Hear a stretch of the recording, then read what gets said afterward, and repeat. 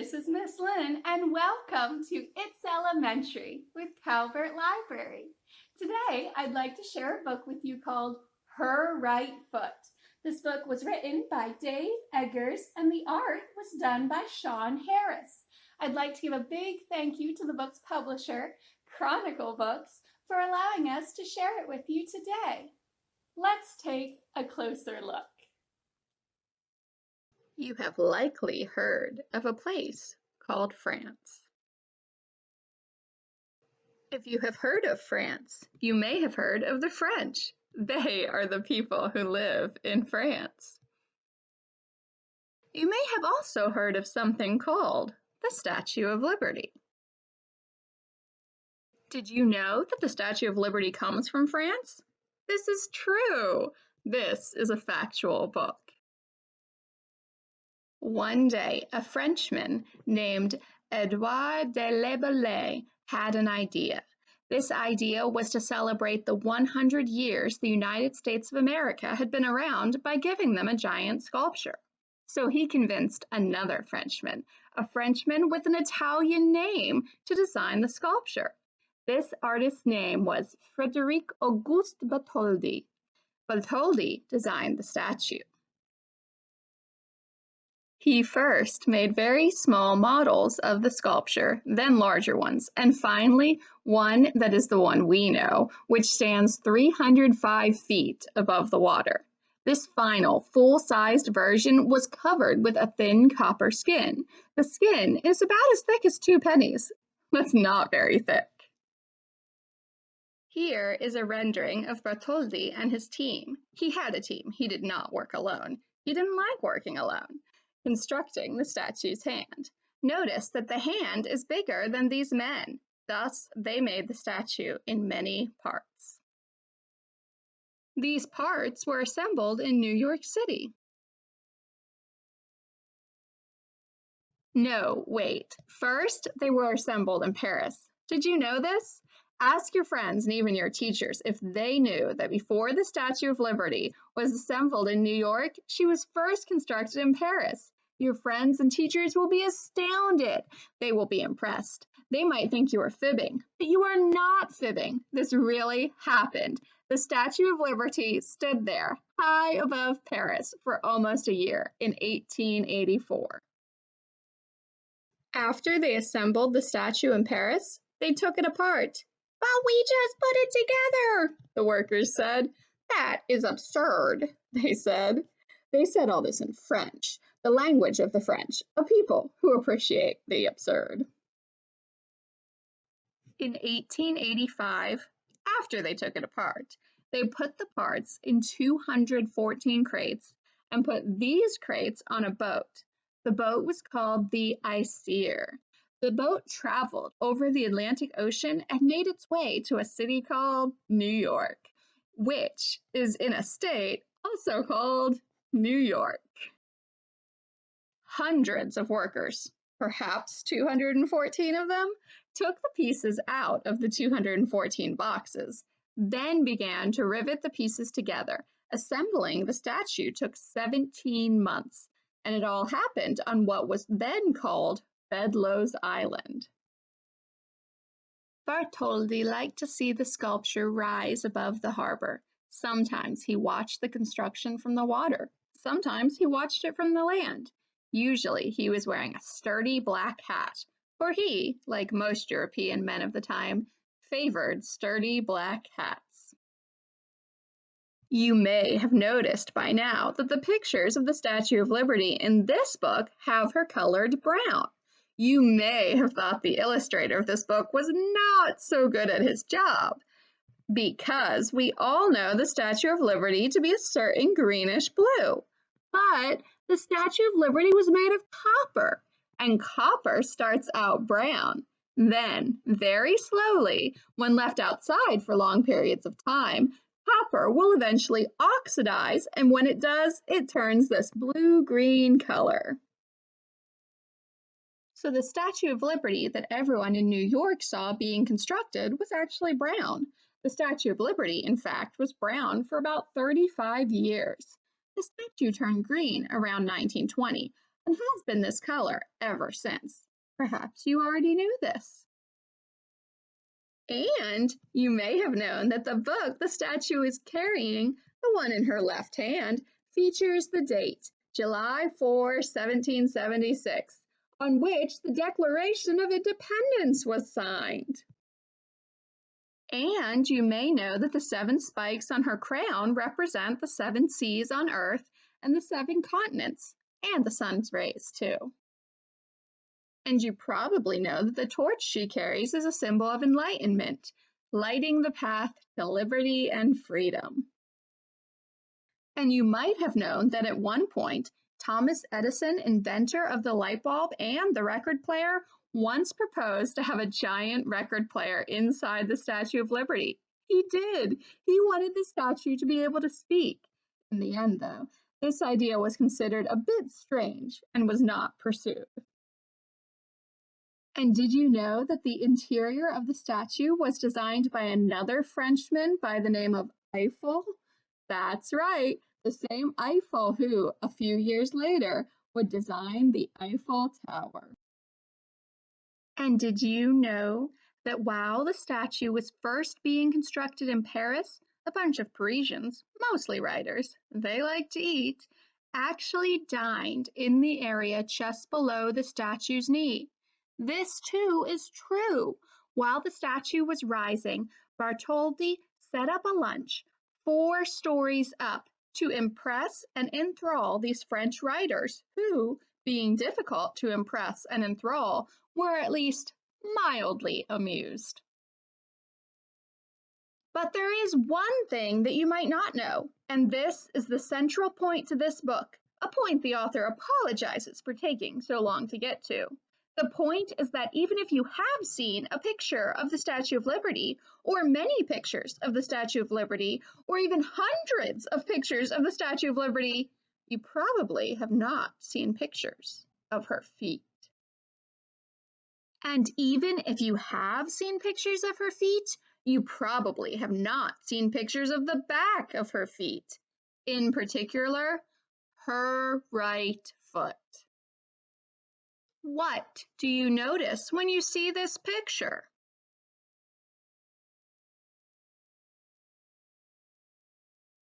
That's right. She is going somewhere. She is on the move. Let's pause here and collect ourselves and think about this. Let's discuss this. Let's think about and discuss the fact that this is the largest sculpture in all the land and the most iconic symbol of the United States of America. Let's talk about the fact that this statue has welcomed millions of visitors and immigrants to the USA. People talk about her unusual headwear. They talk about her gown, which seems a very heavy kind of garment and would likely result in serious lower back issues. They talk about her beautiful torch and the severe look on her face. But no one talks about the fact that she is walking. This 150-foot woman is on the go. Every time we see the Statue of Liberty in pictures, or any time we imagine the Statue of Liberty, we see her standing still, very still, like, well, a statue. But she is moving. She weighs 450,000 pounds and wears a size 879 shoe, and she is moving. How can we all have missed this? Or even if we saw this and noticed this, how is it that we have seen and noticed a 450,000-pound human on her way somewhere and said, just another 150-foot woman walking off a 150-foot pedestal? And most important, where is she going? Is she going to Soho to get a panini? Is she going to the West Village to look for vintage Nico records? No. She is facing southwest, so she is facing New Jersey. Could she be going to Trenton? Wait, no. She is facing southeast. So she is not going to New Jersey, but she is going somewhere. But where? Why is she moving? There are certain things we know. We know that around her feet are chains. They are broken chains, implying that she has freed herself from bondage. We know that Bartholdi wanted us to know this.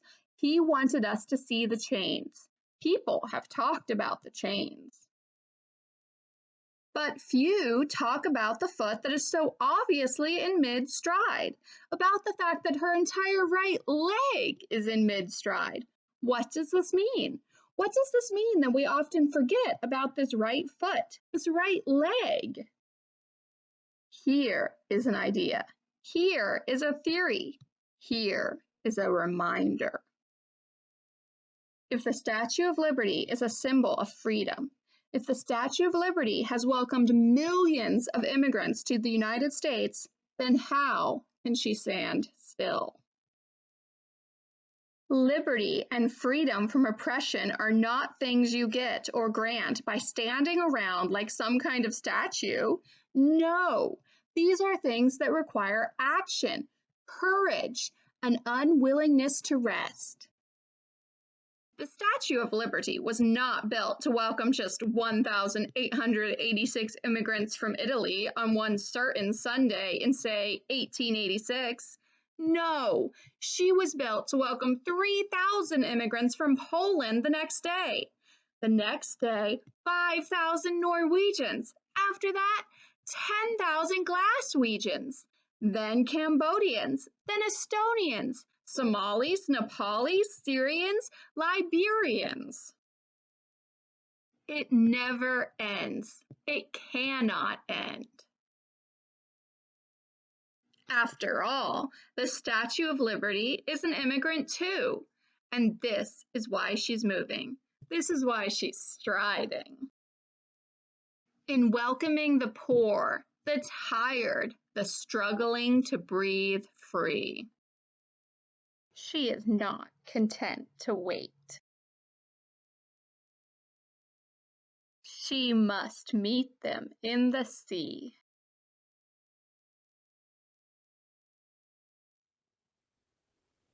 The end. I enjoyed that book, don't you? I like learning not only about the construction of the Statue of Liberty and its roots in France, but also about what a symbol it is to people coming to our country. You might have noticed a little bit of science in this book too, and that's where it was talking about the color of the Statue of Liberty changing from that pretty copper color to a greenish that we see today. That actually happens because of the acidic nature of particles in the air. So there's a fun experiment we can do. I know what you're thinking. You're thinking we're cleaning pennies. No, we are doing exactly the opposite. And this experiment actually takes a couple days. So what you're going to need is some vinegar, yes, a bowl, maybe shallow. You're going to need a paper towel, but if you want, you could also use a reusable washcloth type of paper towel. And you're going to need some pennies. Now you want these to be shiny pennies. So I have a time-lapse video that we're going to watch of a couple days of pennies going from shiny copper to a dull green in my house. Are you ready? Let's watch it. So getting started with this experiment, I just used a kind of shallow dish, a bowl that's not too deep, and a cloth. You could also use paper towel, or if you want to use that reusable washcloth like I'm using there, you can, and some white vinegar, and of course our pennies, hopefully shiny, clean ones. Next, for my experiment, I put that reusable washcloth or paper towel on top of the shallow bowl. Very easy.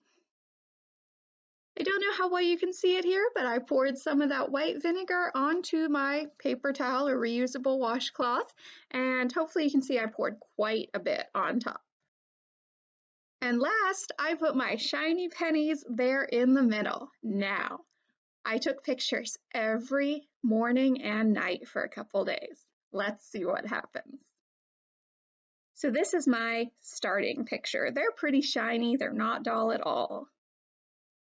And now it's evening, and you can already see they're not so shiny anymore. They kind of look like what you'd have in your pocket all day, huh? And here's a closer look. I'm already seeing a little bit of Statue of Liberty green on one of those pennies. And here we are the morning of day 2. You can see they're looking dull. And zooming in, you can kind of see the little green dots, but looks like almost brown with shiny copper dots on one of those. That's our zoomed in look. And our evening shot from day 2, they are definitely looking weathered, and all it's taking is vinegar. And here's our day 2 evening close-up. Definitely looking green there. I think at this point I added a little more vinegar. I kind of pulled up my washcloth and dumped a little more into my shallow bowl and then put the washcloth back down. You're welcome to add more vinegar if you think your paper towel or washcloth is drying out. Morning of day 3, and I do not see any shine left on these pennies at all. And our close-up, you can even see the edges are starting to turn Statue of Liberty green. Part of me thinks it's gross, and part of me thinks it is so cool. And nighttime of day 3. And evening of day 3's close-up. Oh my gosh, that one with the little spots, it has a little bit of green on it too, and I'm not sure what's going on with some of those white spots, but they are definitely getting weathered from just vinegar. Was that cool? Did you like seeing the copper pennies turn that green color? I had so much fun documenting my experiment and taking pictures every morning and every evening. So you can kind of see my pennies there and how green they have gotten. It's kind of hard over the camera from this angle. So now if you want, you can set up your own experiment and do it every day and make documentation and see what happens to your pennies. Or if you want, you can do the traditional one and clean them. Or you can do both, like I'm going to do. So I'm going to use my same bowl, but now my really green pennies, I'm going to see if I can get them a little bit cleaner. So I'm going to put them in my bowl, and we're going to use that vinegar again because not only is vinegar acidic in nature, which is why it turned them green, like the acidic nature of particles in the air, but also it's a great cleanser. So another thing that we're going to use to help clean up our pennies is some salt. So I'm going to add a little bit of salt to my bowl here. And now if you want, you can use the paper towel or washcloth, or if it's okay with your grown-ups, you can use your fingers too. And you just kind of wipe at the pennies in the vinegar solution using the salt and the vinegar in your fingers, and mine are coming clean. Now some people like to sit it out for the vinegar in a couple hours, a couple days. That's fine too, as long as your grown-up does know where you're putting it, because you would not want someone to dump over the vinegar. It could be kind of smelly. Oh my gosh. So guys, do you remember how green these were in the video? My pennies are so shiny again. Can you see that? These pennies have gotten really shiny. I am so impressed. I was so impressed that they turned green. It was so cool. And now I am so impressed that they're shiny again. It was that easy. I wonder what it would take to clean the Statue of Liberty and make it completely coppery and shiny again. That would be a lot of vinegar, wouldn't it? Let's not try that one at home, but definitely try the experiments because they are so much fun. Thank you so much for joining me today. Be sure to check back with all of our social media feeds for more It's Elementary and programs for the entire family from Calvert Library.